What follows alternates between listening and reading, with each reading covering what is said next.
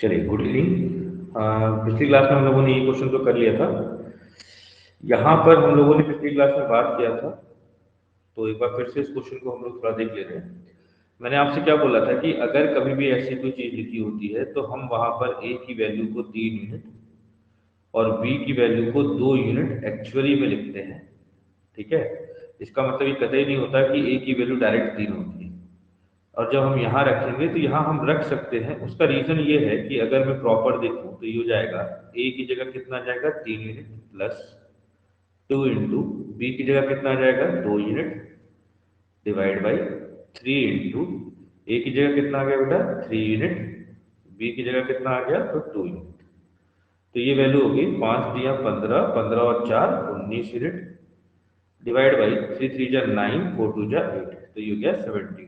तो यूनिट से unit cancel हो जाता है, इसलिए यहाँ पर ये सी नंबर ऑप्शन जो है वो सही होता है और हम उसको इजीली कह सकते हैं कि हाँ यहाँ पे वैल्यू कितनी रहेगी 19/17।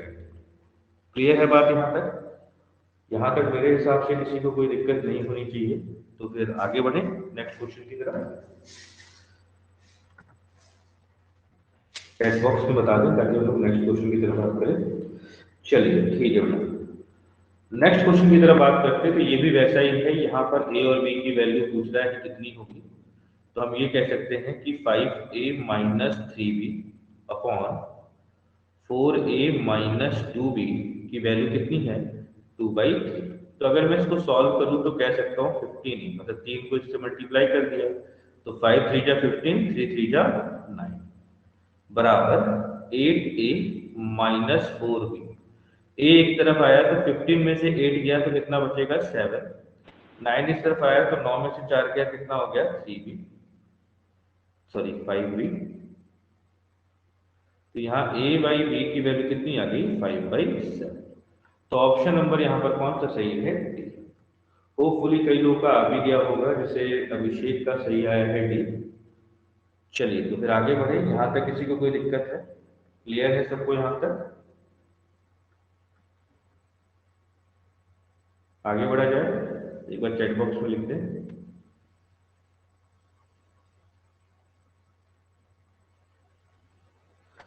चलिए तो नेक्स्ट क्वेश्चन की तरफ बात करते हैं। क्वेश्चन नंबर 4 आपकी स्क्रीन पे दिखाई दे रहा है। ठीक है, तो मैंने एक चीज आप लोगों को क्लास में पढ़ाई थी पहले ही बेसिक, कि अगर 3a बराबर 4b बराबर जैसे 2c दिया हुआ, तो हम क्या बोलते हैं कि a अनुपात b अनुपात c कितना होगा।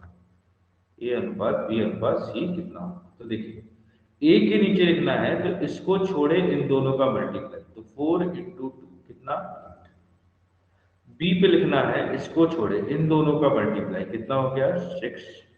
सी पे लिखना है इसको छोड़े इन दोनों का मल्टीप्लाई, कितना हो गया 12। अब अगर इसको मैं काट दूं तो ये वैल्यू आ जाएगी 4:3:6। मेरे हिसाब से यहां तक किसी को कोई दिक्कत नहीं होगी। अब उसी चीज का ना मैं इस्तेमाल थोड़ा सा यहाँ पे कर लेता हूँ, तो समझना बात को मैंने कैसे क्वेश्चन को करूंगा। ठीक है, देखो हम क्या करेंगे, देखो पी पे लिखना है इसको छोड़े इन दोनों का मल्टीप्लाई, तो पी की जगह क्या आ जाएगा, तो हम बोलेंगे पी अनुपात क्यू अनुपात आर। तो ये हो जाएगा 7/9 इंटू 4/5 रेशियो। अब क्यू पे लिखना है इसको छोड़े इन दोनों का मल्टीप्लाई, तो हो जाएगा 3/5 इंटू 4/5। उसी तरीके से आर पे लिखना है इसको छोड़े इन दोनों का मल्टीप्लाई, तो ये हो जाएगा 3/5 इंटू 7/9। अब अगर मैं देखूं तो नीचे देखना, यहाँ भी 5 है, यहाँ भी 5 है, यहाँ भी 5 है, तो ये सारे 5 को मैं काट देता हूँ, एक 5 को। अब अगर बात करूं कि कुछ भी काटने लायक नहीं है, तो वैल्यू कितनी जाएगी 28/9, 12/5, 21/9। यहां तक अगर किसी को कोई दिक्कत है तो एक बार चैट बॉक्स में लिखे, नहीं तो फिर हम लोग आगे बात करते हैं।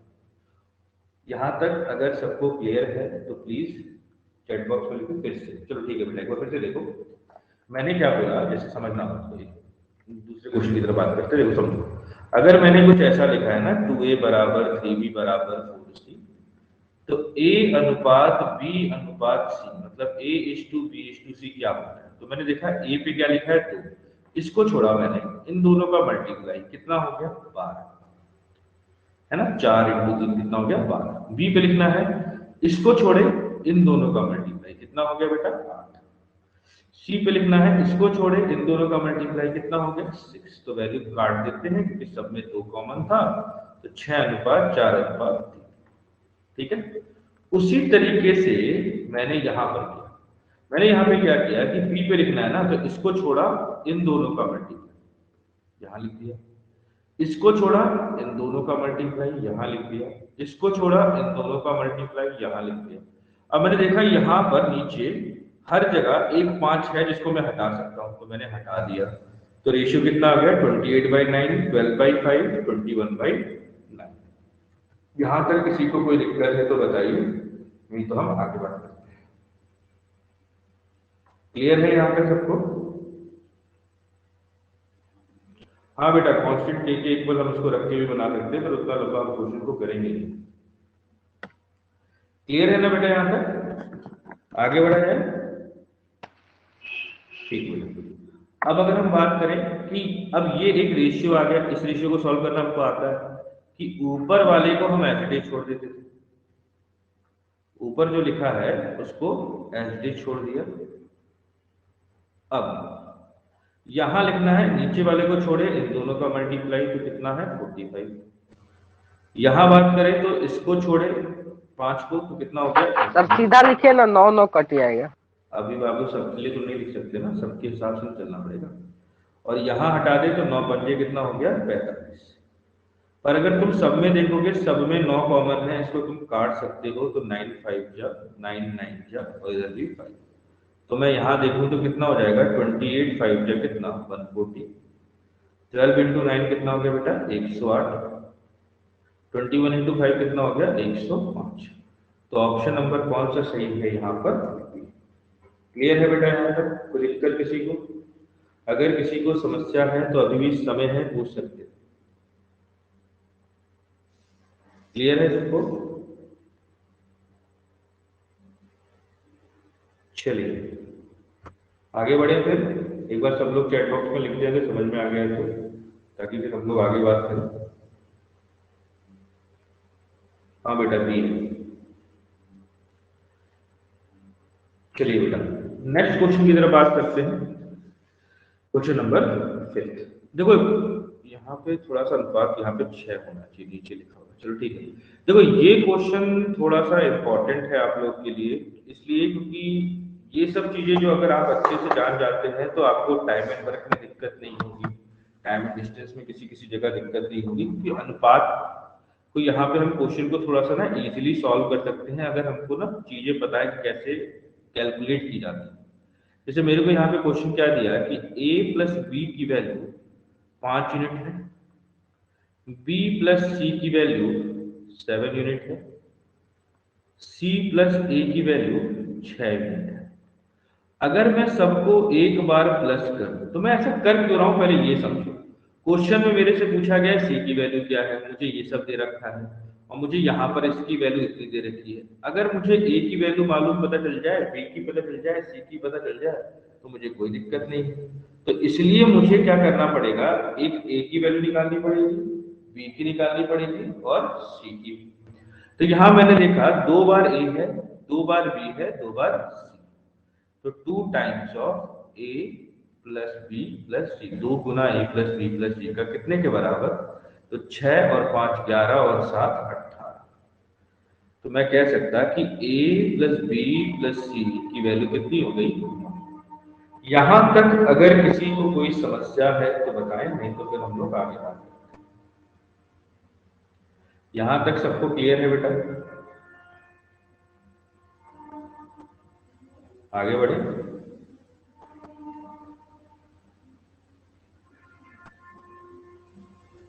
चलिए अब देखिए समझिए, अब मुझे क्या है कि अगर मैं यहां पर बात करूं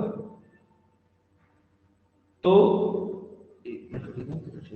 हाँ, तो a प्लस बी की वैल्यू कितनी है 5। इसी को उठा के अगर मैं थोड़ा नीचे लिख देता हूं, जैसे a प्लस बी की वैल्यू कितनी है 5, तो इससे फायदा क्या है, देखिए a से a गया, b से b गया, मतलब c की वैल्यू कितनी निकल आई 4 पहली बात। अब समझिएगा b प्लस c की वैल्यू 7 है और C जो है वो 4 यूनिट है। तो ये बताइए B कितना होगा? तो हम बोलेंगे 3 यूनिट, क्योंकि तभी ना 3 और 4 मिलकर 7 बना होगा। उसी तरीके से यहाँ बात करें तो ये अगर 4 यूनिट है और इन दोनों का सम 6 है, ये तभी हो सकता है जब A की वैल्यू कितनी होगी? 2 यूनिट। क्लियर है बात यहाँ तक? तो मैंने किसमें रख दिया? जो मेरे को दी हुई equation 2A minus 3B plus 4C बराबर 66। A की वैल्यू कितनी निकली थी अभी? 2 यूनिट। तो 2 into 2 unit minus 3 into B की वैल्यू कितनी निकली हुई है? 3 यूनिट।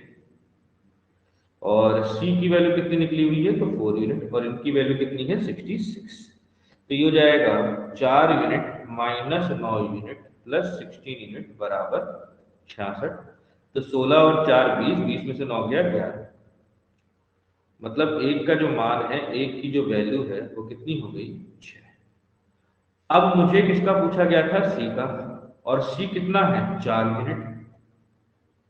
और एक की वैल्यू कितनी है? 6। तो 4 की वैल्यू कितनी हो गई? 24। तो ऑप्शन नंबर कौन सा सही है यहाँ पे? सी।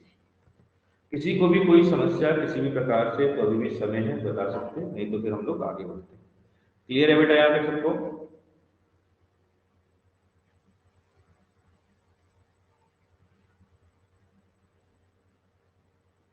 चलिए नेक्स्ट क्वेश्चन की तरफ हम लोग बात करेंगे।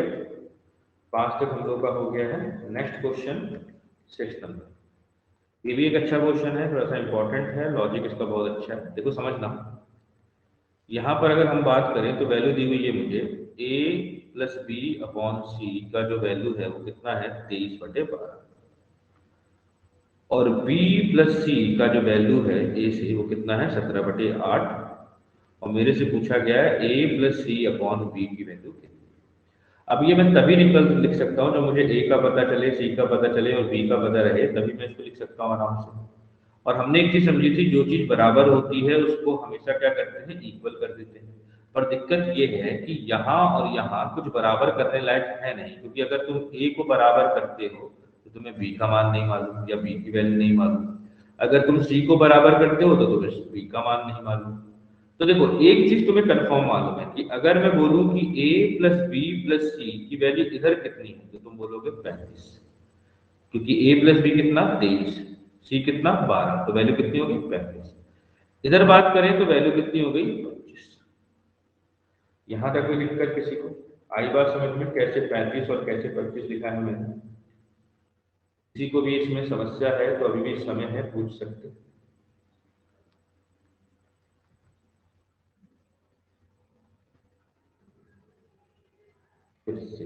ठीक है बेटा, देखो समझो, मैंने बोला कि मैं a प्लस सी की b अपॉन बी की वैल्यू तभी निकाल सकता हूं जब मुझे ये पता हो कि a का मान क्या है, c का मान क्या है या b का मान क्या है।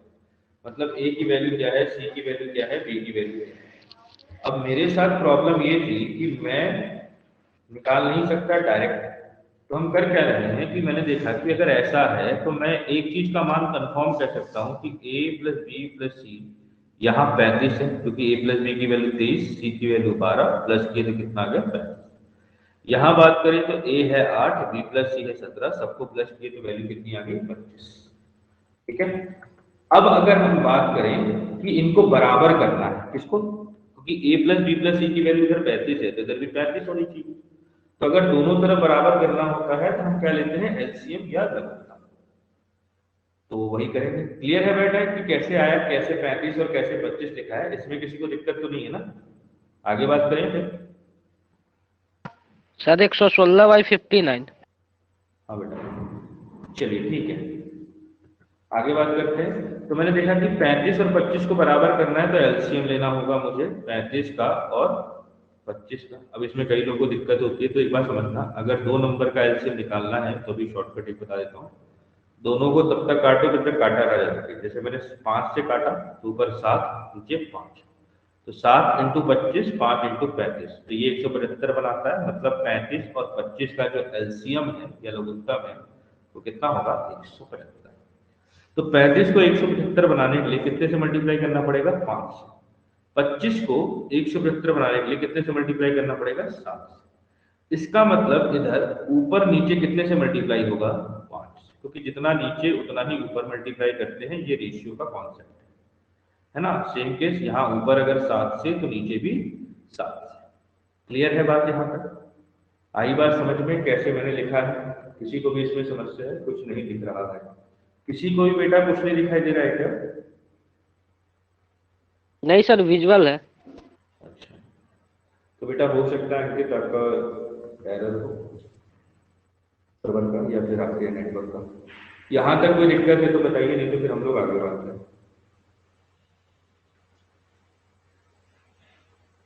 यहाँ तक क्लियर है बेटा सबको? मैंने 35 में मेरे को 5 से मल्टीप्लाई करना था, इसलिए ऊपर नीचे मैंने कितने से मल्टीप्लाई किया? 5 से। इधर मेरे को 7 से करना था, इसलिए ऊपर नीचे मैंने कितने से किया? 7 से। यहाँ तक अगर कोई दिक्कत नहीं है तो आगे बढ़ा जाए। क्लियर है बात यहाँ तक? सर एक बार और फिर से हल्का सा समझा देते तो सर। अच्छा देखिए समझिए, ये बात समझ में आई ना? 35 और 25 कैसे लिखें? हाँ सर। अच्छा अब देखो, 35 और 25 का अगर मैं बोलूं कि एलसीएम निकालना है तो एक तरीका तुम लोग जानते ही हो, तुम लोग ऐसे करके भी निकाल सकते हो। पर दूसरा तरीका नहीं ये सर। है कि डायरेक्ट डिवाइड कर दो। डिवाइड करने से वैल्यू क्या आती है? 7 और 5। तो 35 इंटू 5 ये भी 175 बनाता है, 7 इंटू 25 ये भी 175 बनाता है। तो इससे फायदा ये हो गया कि तुमको पता चल गया कि एलसीएम कितना है? 175। इसको 175 बनाने के लिए तुमको 5 से मल्टीप्लाई करना पड़ेगा, इधर 7 से। अगर तुम इधर 5 से मल्टीप्लाई कर रहे हो तो ऊपर नीचे हमेशा 5 से मल्टीप्लाई होता है। मतलब हमेशा जब भी अनुपात में किसी चीज का मल्टीप्लाई होता है तो जितना नीचे होता है उतना ही ऊपर होता है। मतलब इधर अगर 5 से तो इधर भी 5 से होगा। सेम कंडीशन इधर, अगर ऊपर 7 से तो नीचे भी कितने से होगा? 7 से होगा। यहाँ तक कोई दिक्कत है तो बताइए। क्लियर है? आगे बढ़े।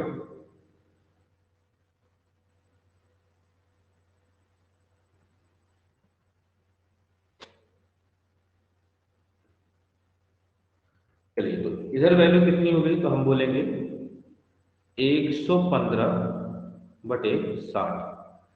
इधर वैल्यू कितनी हो गई? 119 बटा 56। तो ए की वैल्यू कितनी आ गई? 56। सी की वैल्यू कितनी आ गई? 60। अब देखो समझना, अगर सी की वैल्यू 60 है और बी प्लस सी यहाँ 119 है, ये तभी पॉसिबल है जब बी का मान कितना हो जाए? 59। या तुम यहां से निकाल लो, अगर ए का वैल्यू 56 है और दोनों का सम या दोनों का योग 115 होगा, ये तभी पॉसिबल है जब यहाँ कितना आ जाए? 59। मतलब बी का मान कितना आ गया? 59। इसका मतलब मैं कह सकता कि ए का मान यहाँ पर कितना था? तो ए का मान था 56, सी का मान कितना है? 60 और बी का मान कितना है? 59। तो वैल्यू कितनी हो गई? 116 बटे 59। 161/16/14। तो ऑप्शन नंबर कौन सा सही है? क्लियर है बात यहाँ तक सबको? आगे बढ़ा जाए नेक्स्ट क्वेश्चन की तरफ। यहाँ तक अगर सबको क्लियर है तो बताइएगा, ताकि हम लोग नेक्स्ट क्वेश्चन की तरफ बात करते हैं। चलिए नेक्स्ट क्वेश्चन की तरफ हम लोग अब बात करेंगे। क्वेश्चन नंबर 7, सिंपल सा क्वेश्चन है। अपने अपने उसमें चैट बॉक्स में लिखिएगा, बताइएगा एबीसी का आंसर क्या होगा।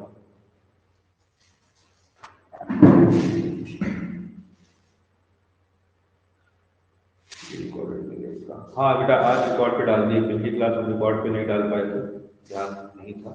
नेक्स्ट टाइम थोड़ा याद दिला दिया करिए कि रिकॉर्ड पे भी स्टार्ट करें, क्योंकि कभी कभी भूल जाते हैं। क्वेश्चन नंबर नेक्स्ट जो आपकी स्क्रीन पे दिखाई दे रहा है उसका आंसर चैट बॉक्स में लिखिए, बोलने की जरूरत नहीं है, आप चैट बॉक्स में बताइए कि आंसर क्या होगा।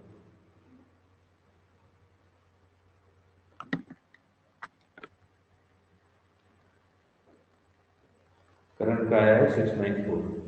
ओके बेटा नेक्स्ट और भी बनाओ।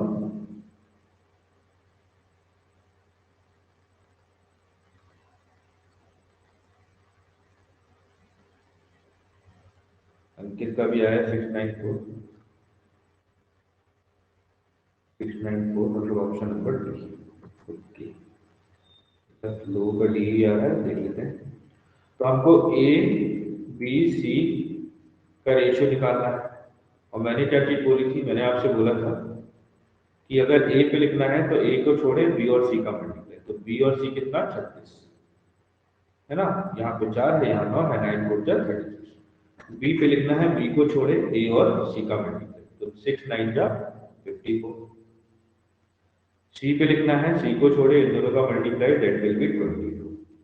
तो इसको काट देते हैं। अगर मैं 9 से काटता हूँ तो कटेगा नहीं किसी भी हालत में, और अगर मैं बात करूँ 6 से तो 6 से कटेगा। तो ये 6 6 जा 6 9 जा 6 4। तो ऑप्शन नंबर कौन सा सही है? बी। होपफुली ये सबका क्लियर होगा, इसमें किसी को कोई दिक्कत नहीं होगी। तो नेक्स्ट क्वेश्चन की तरफ हम लोग बात करते हैं। हाँ बेटा शुक्रिया, आपका भी सही है। नेक्स्ट क्वेश्चन है हम लोग के सामने 8 नंबर, और समझते हैं कैसे करना है। देखो हमको क्या बोल रखा है कि a प्लस बी अनुपात b प्लस सी अनुपात c प्लस a की वैल्यू इतनी, अगर इनका सम इतना तो इसका रेशियो कितना। अब एक बात समझो, जब चीजें अनुपात में ही पूछ ली तो इस चीज का तो कोई औचित्य नहीं बैठता, क्योंकि जब तुम उसकी वैल्यू यहाँ लिखोगे तो वैसे ही कट जाना है। अब कुछ लोग को चीज समझ में आई होगी, कुछ लोग को चीज समझ में नहीं आएगी। थोड़ा सा हम देखते हैं कि हम कहना क्या चाहते हैं। अगर मैं बोलूं कि a प्लस बी का वैल्यू कितना है तो हम बोलेंगे 7। b प्लस सी का वैल्यू कितना है तो हम बोलेंगे 6 यूनिट। c प्लस a का वैल्यू कितना है तो हम बोलेंगे 5। और अगर मैं सबको जोड़ूं तो 2 बार a 2 bar b 2 bar c, तो 2 times of a plus b plus, तो 6 5 11 और 7 18 यूनिट। तो a plus b plus c की वैल्यू कितनी आ गई? 9 यूनिट। और यहां से मैं कह सकता कि a प्लस बी कितना दे रखा है? 7 यूनिट। तो इससे फायदा क्या? a से a कटा, b से b कटा, तो c की वैल्यू कितनी आ गई? 2 यूनिट। अब मुझे c पता है कि c कितना है? 2 यूनिट। अब जैसे ही आपको c पता है तो आप a भी निकाल सकते हैं आराम से और b भी निकाल सकते हैं। कैसे? तो देखिए यहाँ अगर c 2 है और दोनों का सम 6 है, इसका मतलब इसकी वैल्यू कितनी होनी चाहिए? 4। यहाँ c अगर 2 है और ये दोनों का सम 5 है, तो इसकी वैल्यू कितनी होनी चाहिए? 3। मतलब a अनुपात b अनुपात c की वैल्यू कितनी होगी? 3 यूनिट। b की वैल्यू थी 4, c की वैल्यू थी 2, तो ये अनुपात आ गया 3 अनुपात 4 अनुपात। यहां तक किसी को कोई समस्या है तो बताए, नहीं तो फिर हम लोग आगे बढ़ते हैं। क्लियर है सबको यहाँ तक? चलिए अब हमको देखो क्या है कि क्या मेरे से ये पूछा कि a का मान क्या है, या a की वैल्यू क्या है, या b की या c की? नहीं ना। तो फिर तो इसकी जरूरत ही नहीं, कोई जरूरत ही नहीं। हम डायरेक्ट इसी में रख लेते हैं कि 1/3, क्योंकि मेरे से क्या पूछ रहा है? 1/3। उसी तरीके से 1/b मतलब 1/4, और यहाँ हो जाएगा 1/2। अब इसकी वैल्यू निकालनी है तो हमें पता है कि क्या करते हैं, ऊपर वाले को वैसे ही लिख देते हैं, ऊपर जो भी लिखा था उसको वैसे लिख देते हैं। अब यहाँ लिखना है इसको छोड़े इन दोनों का मल्टीप्लाई, कितना? 8।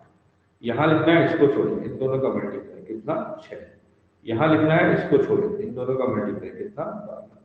सब में 2 कॉमन था तो 4 3 6, तो अनुपात कितना हो गया? 4:3:6। तो ऑप्शन नंबर कौन सा सही है यहाँ पर? क्लियर है बेटा सबको यहाँ पर? यहाँ तक अगर किसी को कोई दिक्कत है तो बताएं, नहीं तो फिर हम लोग आगे बात करते हैं। क्लियर है बात सबको? चलिए बहुत सही, आगे बात करते हैं। नेक्स्ट क्वेश्चन की तरफ हम लोग बात करेंगे। Question number 9। क्वेश्चन नंबर 9 गलत है बेटा, स्किप कर देना, इसको स्किप कर देना, ये गलत है।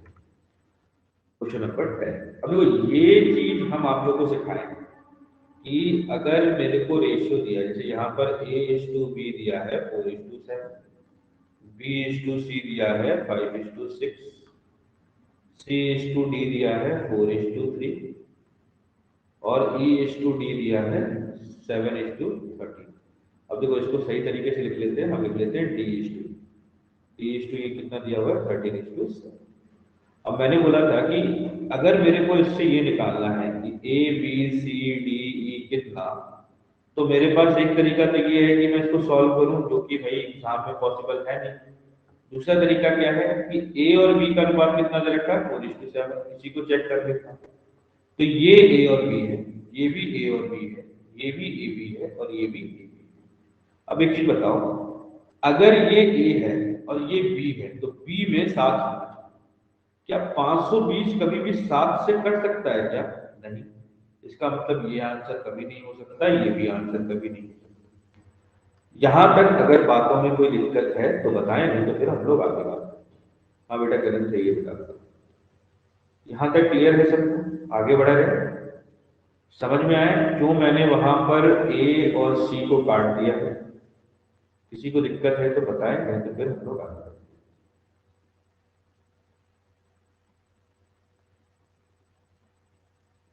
आगे बढ़े, एक बार थोड़ा बता दें थोड़ा चैट बॉक्स के थ्रू, ताकि फिर आगे बढ़े। नहीं तो फिर कंफ्यूजन रहता है कि ये सब जो क्वेश्चन है थोड़े से हल्के से अलग है समझ में नहीं। चलिए, तो बोले किसी को दिक्कत नहीं होगा।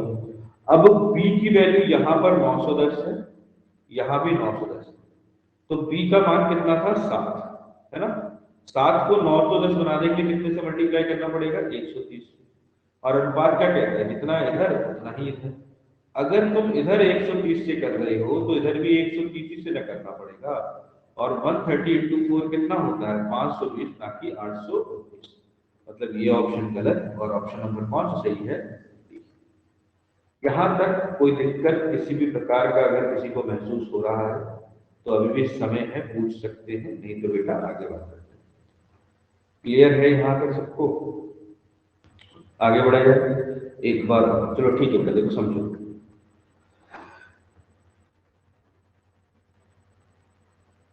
एक मिनट, देखो समझ में आया। मैंने क्या बोला कि इसको सॉल्व कर पाना ना एग्जाम पॉइंट ऑफ व्यू से मुश्किल है, तो मैं क्या कर लेता हूँ, किसी भी रेशियो को उठा लेता हूँ। मैंने उठाया ए और बी, कितना दिया हुआ है? 4:7।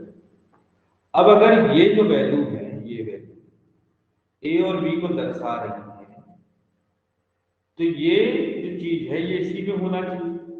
तो क्या बी की वैल्यू जो कि 7 है, तो 7 से क्या 520 डिवाइड होता है क्या? नहीं। अगर नहीं होता तो ये अनुपात बन कैसे सकता है? इससे कभी नहीं बन सकता। आ रही बात समझ में? अब 910 910 होता है, पर 910 होने के लिए कितने से मल्टीप्लाई करना पड़ेगा? 130। तो जितना इधर मल्टीप्लाई उतना ही इधर करना पड़ेगा। इसका मतलब इधर वैल्यू कितनी होनी चाहिए थी? 520, जो कि बी ऑप्शन में है, सी में नहीं। इसलिए ऑप्शन नंबर कौन सा सही है बेटा? क्लियर है ना सबको बेटा? आगे बढ़ा जाए। चलिए, होपफुली ये चीजें समझ में आई होंगी। तो नेक्स्ट क्वेश्चन की तरफ हम लोग बात करेंगे। क्वेश्चन नंबर, आगे बढ़े,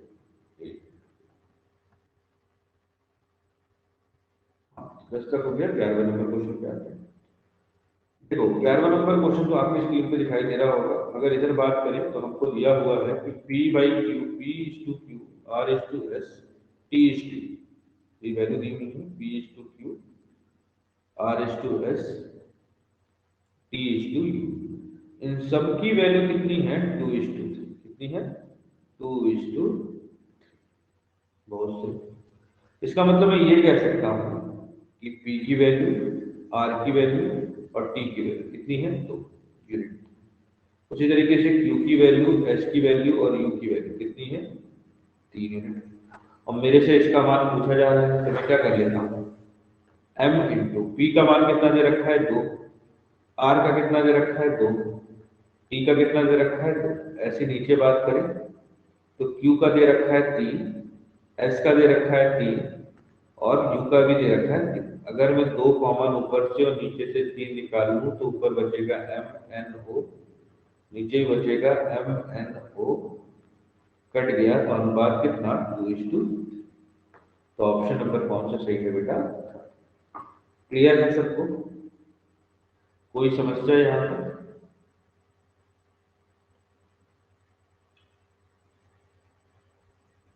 यहाँ तक सबको क्लियर है बेटा?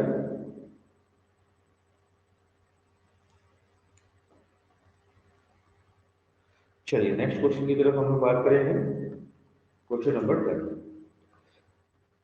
क्वेश्चन नंबर 12 में ये देखिए आपको बड़ा अजीब सा लग सकता है, एक बार थोड़ा ध्यान रखिएगा। इसका मतलब होता है x की पावर 3। तो कभी कभी एग्जाम में ये सब चीजें लिखी हुई आ जाती हैं और हमको नहीं मालूम होता है तो दिक्कत हो जाता है, ये बात ध्यान रखिए। तो इस चीज का मतलब ये है इसमें x की पावर क्यूब माइनस y की पावर 3 बराबर, सॉरी डिवाइड बाई x की पावर 3 प्लस y की पावर 3, मतलब x का घात 3 माइनस y का घात 3 भागा x का घात 3 प्लस y का घात 3। x का मान कितना है? तो हम बोलेंगे 3, का क्यूब माइनस y का मान कितना है 1 का क्यूब। उसी तरीके से नीचे बात करें तो 3 का क्यूब माइनस 1 का क्यूब, तो 27 में से 1 गया, कितना बचा 26, और 27 में 1 प्लस हो गया तो कितना हो गया 28, तो अनुपात कितना हो गया 13:14। तो ऑप्शन नंबर कौन सा सही है, फर्स्ट। क्लियर है सबको, कोई दिक्कत? किसी को भी कोई समस्या है दूर दूर तक तो बताइएगा, नहीं तो फिर हम लोग आगे बात करते हैं।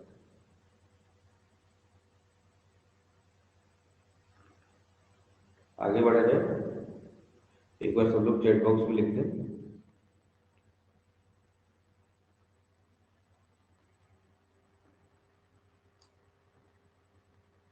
चलिए नेक्स्ट क्वेश्चन की तरफ बात करेंगे हम लोग। क्वेश्चन नंबर 30, ये तो आप लोग बना सकते हैं मेरे पॉइंट ऑफ व्यू से, इसमें कोई दिक्कत आपको नहीं होनी चाहिए। तो जहाँ तक मुझे लगता है आराम से इसको कर सकते हैं, कोई इशू नहीं आएगा एज सच इसको बनाना, ठीक है? तो इसको आप बनाइएगा। नेक्स्ट क्वेश्चन की तरफ बात करते हैं। इसका आंसर बताइए, क्वेश्चन नंबर 14 का आंसर चैट बॉक्स में लिखे सब लोग, तो बताइए आंसर क्या हो सकता है।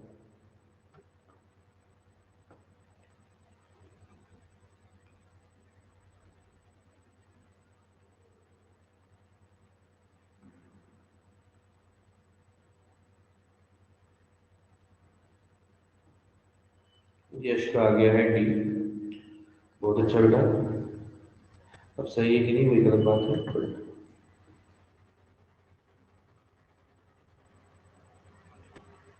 बाकी लोग भी निकालें जल्दी जल्दी।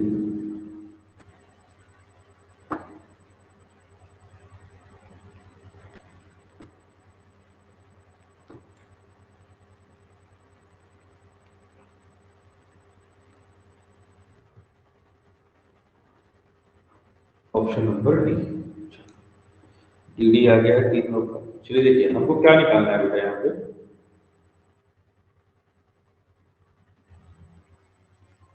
अगर हम यहाँ बात करें तो हमसे पूछा गया है कि ए से लेकर डी तक है। अच्छा, अगर ए से डी जाना है तो बी से बी कैंसिल, सी से सी कैंसिल, तो ए से डी आया। अब इधर अनुपात के इस तरफ वाला एक तरफ कितना होता है, तो 3, 5, 8, और अनुपात के उस तरफ वाला एक तरफ तो 4, 7 और 9। तो 4 से इसको काटे तो ये 2, 3 से इसको काटे तो ये 3, तो अनुपात कितना हो गया 10:21। तो ऑप्शन नंबर कौन सा सही है बेटा यहाँ पे 4। क्लियर है बात यहाँ तक सबको? किसी को कोई दिक्कत है तो बताइए, नहीं तो फिर हम लोग आगे बात करते हैं।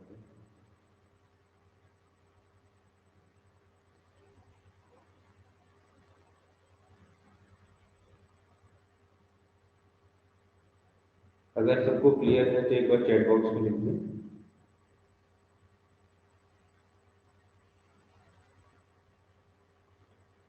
ठीक है बेटा, नेक्स्ट देखते हैं। इस क्वेश्चन को तो हम बता ही चुके हैं, आप लोग बना सकते हैं। अब क्वेश्चन नंबर 16 की बात करते हैं, तो समझिएगा। 6200 रुपए को आपको 3 प्रोपोर्शनल मतलब 3 भाग में विभाजित करना। मान लो एक भाग ए है, एक भाग सी। अब दिक्कत ये है, अनुपात कभी भी अपॉन में नहीं लिखे जाते, मतलब धन के रूप में नहीं लिखे जाते, या रेसिक होकर के रूप में नहीं लिखे जाते। तो सबसे पहले तो आपको इसको सिंगल लाइन में करना पड़ेगा। तो सिंगल लाइन में कैसे करते वो हम आपको सिखा चुके हैं कि ऊपर वाले को एज इट इज लिखते हैं। अब ए पे लिखना है तो इसको छोड़े इन दोनों का multiply, that will be 50। B पे लिखना है इसको छोड़े इन दोनों का मल्टीप्लाई 10। सी पे लिखना है इसको छोड़े इन दोनों का मल्टीप्लाई 6। तो अनुपात कितना आ गया 15:10:6। अब बात समझना, ए का मान कितना है 15, ठीक है, बी का मान कितना है 10, सी का मान कितना है 6, और इन सबकी वैल्यू कितनी है 6200। तो इन सबको अगर जोड़ देते हैं तो 31, मतलब मैं कह सकता हूं कि 1 यूनिट की वैल्यू कितनी हो गई 200। अब अगर 1 यूनिट की वैल्यू बेटा 200 है तो 3 भाग क्या क्या हो जाएंगे, तो 15, ए का मान कितना है 15 यूनिट, तो 15 × 200 कितना हो गया 3। उसी तरीके से बी का मान कितना है 10 यूनिट, तो 10 × 200 तो कितना हो गया 2। उसी तरीके से सी का मान कितना है 6 यूनिट, तो 6 × 200 कितना हो गया यहाँ तक किसी को कोई दिक्कत है तो बताइए, नहीं तो फिर हम लोग आगे बात करते हैं। क्लियर है बात सबको यहाँ तक बेटा? चलिए, तो इसी चीज को हम लोग नेक्स्ट क्लास में थोड़ा सा एक्सटेंड होकर पढ़ेंगे। होपफुली यहाँ तक आप लोगों को कोई दिक्कत नहीं होगी। तो फिर नेक्स्ट क्लास में मिलते हैं। कल भी आप लोग की क्लास 7:05 पर स्टार्ट हो जाएगी, इस बात का ध्यान रखें। नेक्स्ट क्लास आप लोग की 8:30 बजे से है परसेंटेज की, तो जिसको ज्वाइन करना है वो कर सकता है। लिंक आप लोग को आपके रिस्पेक्टिव ग्रुप्स में मिल गए होंगे जहाँ तक मुझे लगता है। फिर भी अगर किसी को कोई इश्यू है तो वो बोल सकता है। कितना पढ़ाए हुए सर परसेंटेज में, शुरू से पढ़ाइएगा क्या? हाँ, शुरू से पढ़ाएंगे बेटा। ठीक। ठीक है। और इसकी पीडीएफ मैंने आप लोग के स्टडी मटेरियल वाले में डाल दिया है, जैसे मैं ये दिखाता हूँ। रेशियो में ही मिक्सचर पढ़ना है क्या? बेटा, रेशियो के बीच में ही मिक्सचर पढ़ना है क्या? रेशियो के बीच में तो नहीं पढ़ाएंगे, पर हाँ उसी के आसपास पढ़ाएंगे। रेशियो के थोड़ा समझाने के बाद। जैसे एक क्वेश्चन है ना, जैसे कि कुछ स्टूडेंट आते हैं फिर चले जाते हैं। हाँ हाँ बेटा, वो अभी इसी में पढ़ना है, वो रेशियो में पढ़ेंगे ठीक है। अभी। ठीक है, अभी आप लोग को मेरी स्क्रीन दिखाई दे रही होगी, उसमें 9 से 10 ये भगवानपुर वाला जो आप लोग को दिखाई दे रहा है, इसमें आप स्टडी मटेरियल खोलिएगा तो इसमें देखिए एक रेशियो का पीडीएफ पड़ा हुआ है। ठीक है, तो इसको आप लोग डाउनलोड कर सकते हो, तो डाउनलोड तो नहीं कर पाएंगे, तो इसको देख कर इसके क्वेश्चन को सॉल्व करिएगा टाइप 1 से। तो जहां जहां दिक्कत होगा आप उसको मार्क करते हुए चलिएगा। जब थोड़ा मेरा थ्योरेटिकल पोर्शन खत्म हो जाएगा उसके बाद हम लोग इससे वो क्वेश्चन जो आपसे नहीं बन रहे हैं उन सब पर फिर हम लोग बात करेंगे। क्लियर है सबको यहाँ तक? समझ में आया कैसे इसको अभी लेना सिर्फ है? टाइप 1 बनाएंगे। हाँ, अभी आप केवल टाइप 1 पे फोकस करिए। ठीक है बेटा? सर हाँ बेटा। प्रीवियस क्लास का वीडियो नहीं था सर। बेटा, आपकी आवाज क्लियर नहीं आ रही है, आप लिख दीजिए तो उसका आइडिया हो जाएगा, नहीं तो फिर थोड़ा सा एक बार फिर से बोलिएगा।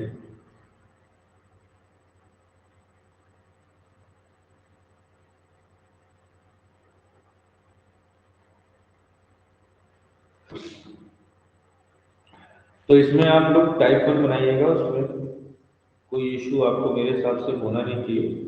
जहां भी होगा उसको मार्क करके रख लीजिएगा। थोड़ा सा नेक्स्ट क्लास में हम लोग थोड़ा सा और थ्योरेटिकल पार्ट देखेंगे, उसके बाद आप लोग बना सकते हैं, कोई इशू नहीं होगा बनाने। फिर जो जो डाउट होंगे उन सारे डाउट्स पे हम लोग डिस्कस करेंगे एक करके। ठीक है, कोई दिक्कत यहाँ तक?